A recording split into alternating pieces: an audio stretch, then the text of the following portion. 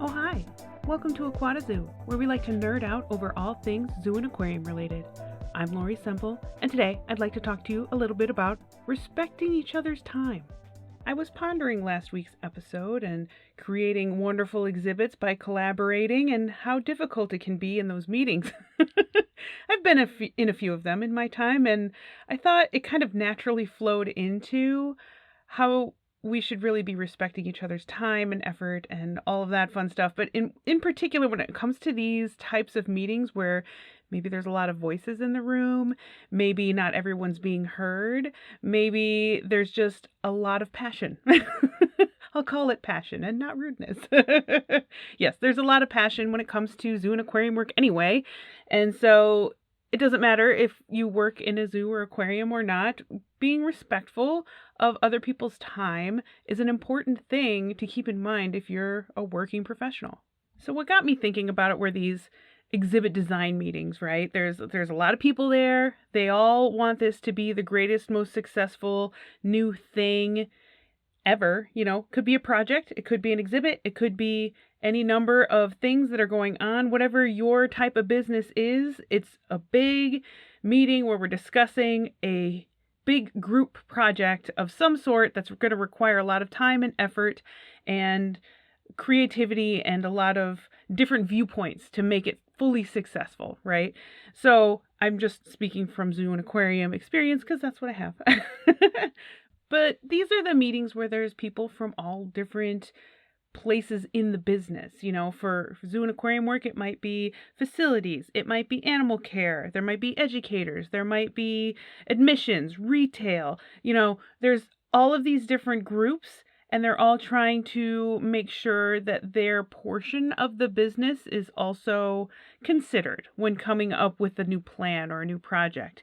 And so things can get heated, right? And you could get off on a tangent very easily. Like, two groups could start arguing amongst themselves because they have differing opinions about how to get to the end goal, which is fine, but you also want to make sure that your meeting is productive, that the discussion doesn't get lost, that we're actually, going through and tearing up the things that need the most concentration. Like, maybe the deadline's coming up soon. We got to decide what we're going to do with this portion of the project, right?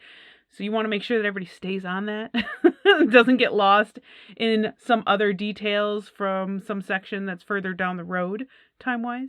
So that's what we're talking about here. Like, how do we do that? How do we remain respectful of time and making sure that we stay on task and that we're not running over the meeting limit? Because there's nothing more frustrating than running over on your meeting time, and some of these people will probably have back-to-back meetings. You're throwing off their entire day because meetings are running long, because we've gotten off topic, or we didn't even make a decision, or we're letting certain people talk too much and we're not hearing from other people who are really important to hear from because they can't get a word edgewise, that sort of thing. So that's what I'm talking about here. Let's be respectful of each other's time, and let's talk about how we do that. So I suppose we should first talk about these meetings. I've done some episodes on effective meetings before and how to set them up and make sure that it's successful. I mean, obviously you can't guarantee anything, but you can set it up for success. And a lot of that work happens on the front end before the meeting actually happens. So you've got your agenda, you've got your time frame, you've got your meeting space, you've got the meeting space set up correctly already. You've gone through and troubleshooted all of your electronics, because goodness knows that's going to happen. And you've put in all of the work preparing for what's going to be talked about for that meeting. All of that work happens well ahead of anyone stepping foot in that room and sitting down in any chair. There's a lot of work that's already been done, which is great, because that means that you're not wasting much time just trying to get through the small talk, if there is any, or, just setting up your projector, whatever. You're not wasting time on that kind of stuff. We're just getting right into it, and so that optimizes the amount of time that you have to talk about the situation at hand or the project piece that you're going to be working on that day, that work has been done ahead of time to make it so that you can get right into it. And that makes it so that you have the most amount of time available to do the rest. So if you haven't prepared for a meeting like that before, make sure that you have an agenda, the number one, first of all, and give people like me who like a little time to prepare and understand what we're talking about, because I don't usually think on the fly very well. And it's not necessarily a problem. If you give me enough time to prepare, then I can get my thoughts together. I don't necessarily need to do tons of research. Maybe I do, but mostly I don't need to do a lot of research. I just need to formulate my thoughts well, because if you're someone like me, I'm not going to say a word unless my thoughts are in order. I'm not the type to just blurt out something, a random idea that I haven't fully thought through. So I will just opt to stay silent, not because I don't want to participate, not because I'm not interested. It's just because I need more time to digest what the facts are before I can offer up ideas. I'm not a blue sky thinker, just right off the top of my brain throwing out every idea I've ever come up with. That's just not how I roll. And a lot of people are like that. So if you can set up an agenda so that these people that are like me can have a little extra time to prepare. And maybe they do need to look up a thing or two and do a little bit of research, but they can do that on their time and not during meeting time. They're more prone to, I say they, I mean me, we are more prone to get excited and involved and have some really good thoughts to offer if we have that little bit of extra lead time ahead of the meeting.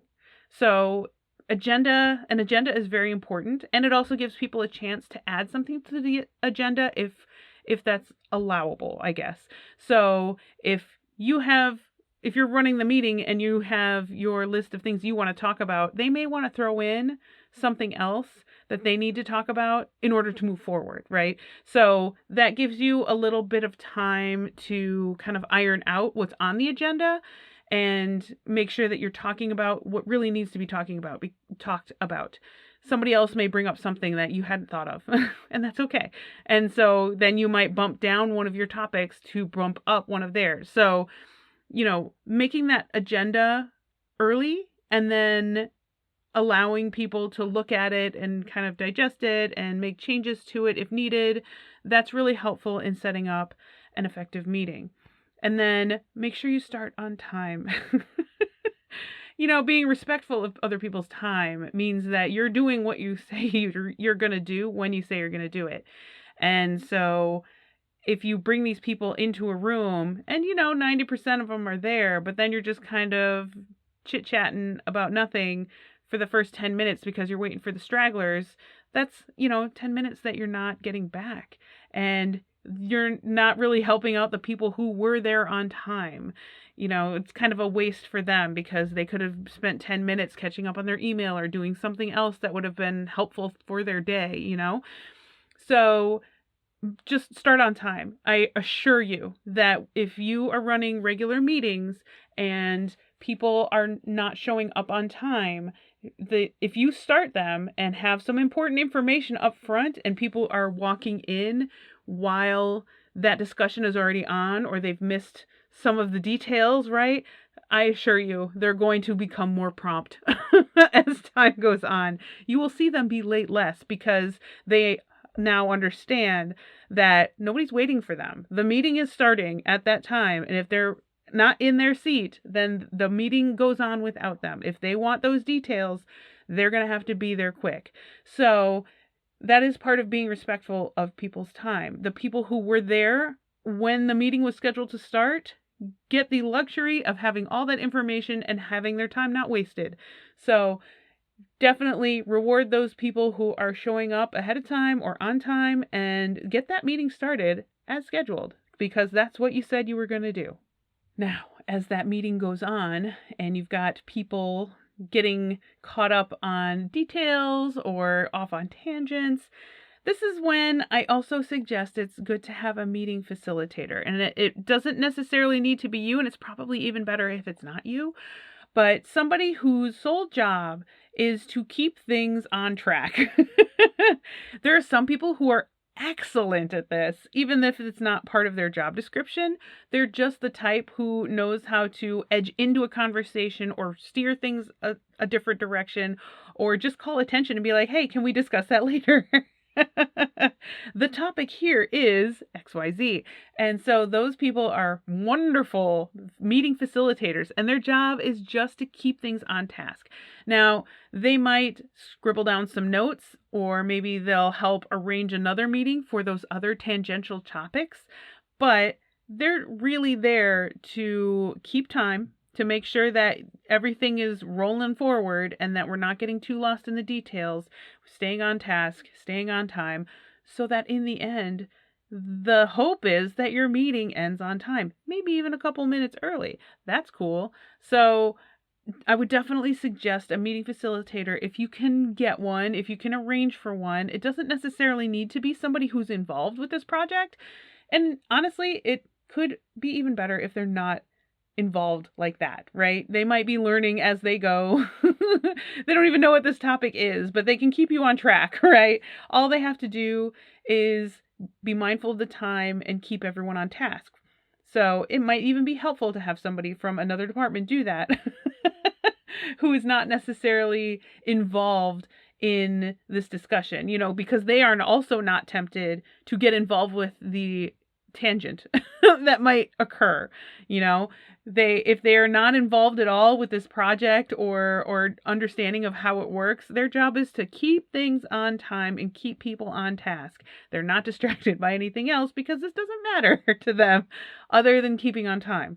So definitely, if you can get a meeting facilitator, especially for these types of meetings where you have a team coming together of different departments or different job skills and job tasks, if you can get them together and they start discussing a big project that is meaningful to all of them for whatever reason, but they all have different viewpoints of how to get that done and what part they really care about, you got a lot of passionate people who want their say and can get off track easily. These are tough meetings, but when you're trying to collaborate with people who have a different, primary goal than you do, of course it is to finish the project, but they might have a different aspect of this that is priority to them than what your priority is to you.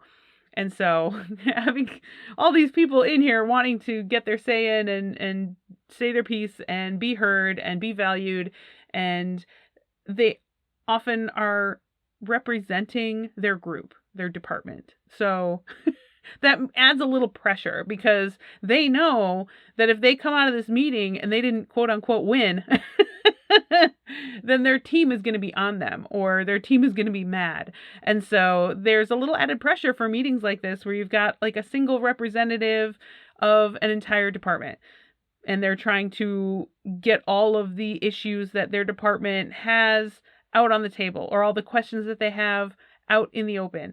And, you end up with a lot of people talking at once. So that's why this meeting facilitator is super helpful in guiding the discussion, even if they're not participating in it. And especially if they're not participating in it, they're a very good guide to keep everyone moving forward to the goal that was set for the meeting and keep it on time. So what happens if you're running out of time, but you haven't made your decisions yet, or you haven't come to an appropriate endpoint? Do not let that meeting run over. Go ahead and stop it as you have planned because other people have stuff they got to do. Some people might need to leave early. Some people might have other meetings backing up to this one. You don't know what's going on with everyone else. So please be mindful of the time and be respectful of the other things that people have to do in a day. Believe it or not, if you keep to your commitment of the time frame that you have set for the meeting, people will appreciate that, and they probably will not dread your meetings because they know that no matter what happens, we're going to keep to this time window and they're safe to schedule around that, And so it's not such a pain to be in your meeting because they know that even if they don't get accomplished what they need to get accomplished, it's going to end on time and they can continue forward through their day and have other things that get done. When you're dealing with people who chronically schedule meetings that run way, way too long, it's a pain. And people dread those meetings because they're not sure what they're actually going to be able to get done with their day. And is this meeting going to be an hour, or is it going to be an hour and a half, or is it going to be 2 hours? And I've been in meetings that were scheduled for an hour that lasted 3 and 4 hours, and I'm losing my mind. It's terrible because all the plans that you had for your day or your week are getting shot, and you can't do anything about it. You're kind of held hostage in this meeting because it is an important meeting, but you're not really getting anywhere. And giving people more time to argue isn't always a great idea. So be mindful of the time. End when you say you're going to end, and find other solutions when you get off tangent or you don't actually accomplish the goal of the meeting. This is where that facilitator helps and comes through as well, because they can kind of table topics for now, right? So if somebody gets off on a tangent and wants to talk about this other thing that's not related to whatever the goal was for this meeting, getting through this portion of the project, we have to make this decision today because it's due by the end, like we have to deliver something by the end of the week. So if they're getting off topic and the discussion that they're having is not about that goal, question, or decision that needs to be made, then the facilitator can step in and say, hey, can we discuss that later? Or I'll set up another meeting for it at another time, right? The facilitator can also keep an eye out for people who are being really quiet. And I say this as an introvert. I don't like being called out in meetings, but I also sometimes don't feel like I have a good time to jump in there and start voicing my opinion. A facilitator who's paying more attention to how the meeting is running rather than the content, then they are more able and free to observe things like that. So they might be able to hush everyone down and be like, hey, what do you think about this? You haven't said much. Are you just thinking, or do you have an idea? And, maybe they don't, but at least they have the chance to talk. If you let the participants of a big meeting like this just run rampant, the people who just love to hear themselves talk will be talking forever. It will never stop. And so the people who are generally quieter, who don't necessarily interrupt or interject like that because either they're not sure if their point is going to be worthy of that, or it's just a challenge to get those really talkative folks to be quiet. If you can get them to speak up, using your facilitator who's watching for people who are being quiet or people who haven't been able to say anything. They've been invited to this meeting for a reason, most likely, and they probably have very valuable things to offer if someone would let them. I am that person. I won't say anything until I feel pretty comfortable that I can interject, or that somebody kind of calls on me, because I don't know. It's just an introvert thing. Like, I'll just sit there and kind of listen and just let the people who love to talk, because that's what they want to do. Let them do it, So a meeting facilitator helps end that and helps the meeting be more productive because they're watching for that. So they're encouraging those people who are a little on the quieter side to say what they want to say or say what they need to say. And they might not say anything, but at least they've had the chance. And so that makes the meeting a little bit more productive because everyone's being heard. But if you reach the end of that time and we haven't come up with a solution, then it's time to set up more meetings. So maybe we need to pare down who needs to be in that meeting. Maybe we need to get the insight of someone else in that same department who knows a little bit more about the details of this decision that we need to make. Maybe we need to have separate meetings discussing the tangent stuff that somebody keeps bringing up and can't get over. That happens, and it's okay. There's probably some grain of truth and importance there. And so once that is out of the way, that person who keeps bringing up this tangential thing can concentrate on the actual topic at hand. So there's a lot of techniques that you can use to run a more efficient meeting. And a lot of it depends on just watching the clock and having a facilitator who's trying to help make sure that everyone is heard and that everything's running on time. But when I talk about being respectful of people's time, I'm also talking about being respectful of the boundaries that they've set for their time. So for me, I'm pretty weird about it. I'm trying to balance a lot in my life. I work full time. I have this lovely podcast. I'm a full-time student in a doctoral program, and I have a travel agent business on the side. There's a lot going on. It's a lot of stuff I got to do. So I'm very guarded with my time. And so I do not, except for under special circumstances, respond to work stuff if I'm not at work. I realize that I'm on call all the time because of the nature of my job. But if I'm at home, I'm not constantly checking my email unless I'm looking for something specific. Anybody can get a hold of me by phone if they need to, but generally I protect my time at home. I protect my rest time because I get very little of it. So I set boundaries with my time. Generally on my days off, I don't want to be contacted unless you really need me. So, if a question can wait until I'm back in the office, then I encourage people to wait until I'm back in the office. If they don't need it immediately, we have kind of a tiered system that we use in my department. If it's not a super emergency, we'll just go with an email. If it is a little bit more important, but it doesn't need immediate attention, it might be a text. So we can get to it when we get to it.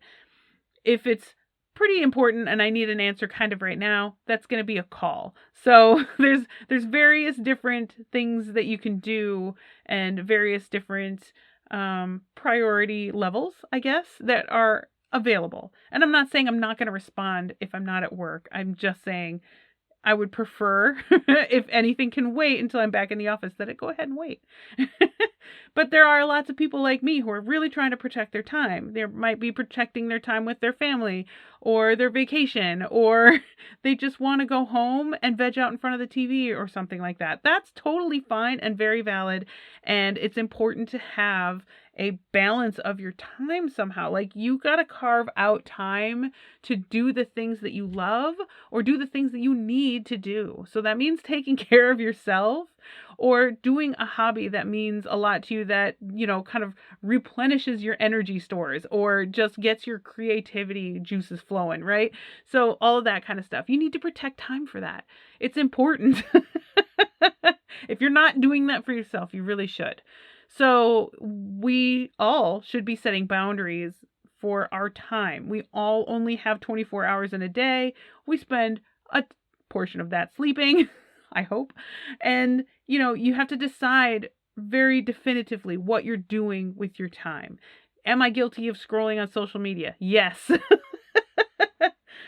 But that is a little bit of disconnecting, unwinding time. I do that as I need to. But it's still important time to me, because it's not work, it's not school. I'm just zoning out for a minute and, watching a funny cat video, a funny dog video, right? Like that makes my heart happy. And so I just want you to consider the things that are important to you when it comes to your time. What are your priorities? Do you want to spend time with your partner? Do you want to spend time with your family? Do you want to spend time with your hobbies? Do you want to spend time at work, at school? Like, whatever you've got going on, you're a fully functional adult, so you've got to carve out time for these things, the things that matter to you, the things that give you rest, the things that replenish you in whatever way. That's what you need to carve out time for and be protective of that. Also, the flip side of that is to respect the other people around you and the things that they are carving out time for. As long as they're getting their work done, like, just keep what you're doing respectful of their time boundaries. If you decide that you want to check on your email every night at 9:00 so that you know what's coming in the morning, that's your prerogative. But if you start emailing out other people in response to you checking your email at night, and you don't get responses from them, and then you're mad, that's a you problem. Because those people may have set boundaries where they're definitively not checking their email at night so that they can get some separation from work when they're at home, So just understand that other people have boundaries with their time. If you don't know what their boundaries are, you are free to ask. just understand that we all operate a little bit differently. You might like knowing exactly what's going on in your email at 9:00 at night before you go into work the next day. And so then you're coming in with an empty email box. Like, that's good for you, but that's not how everyone operates. Some other people prefer to handle that stuff first thing in the morning. They might even go in early for that, just to have some time to respond to their emails and then get started with their day, right? We all manage our time differently. We have different priorities. So just understand that what you have decided to do with your time and the boundaries that you set with it, if you've set any, does not supersede or dictate what goes on with other people's time. You have to respect their boundaries too. So, I don't know. I just want you to have healthy relationships with the people around you, particularly at work. And so just getting to know people and understanding what values they have will help you understand what they value as far as their time goes. And then you get to understand how they are in meetings, of course, because we're trying to accomplish big things together at our jobs, right?